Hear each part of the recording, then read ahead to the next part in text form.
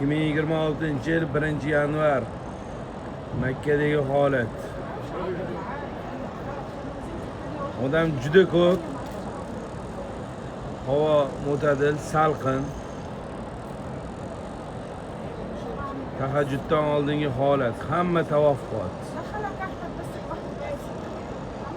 Erkaklar xatimga kirishga muntazir.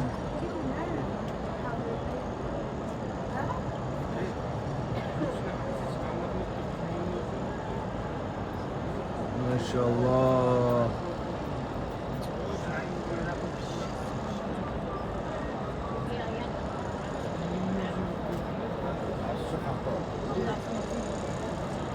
Biz pastga tushib tavof qilmoqchi.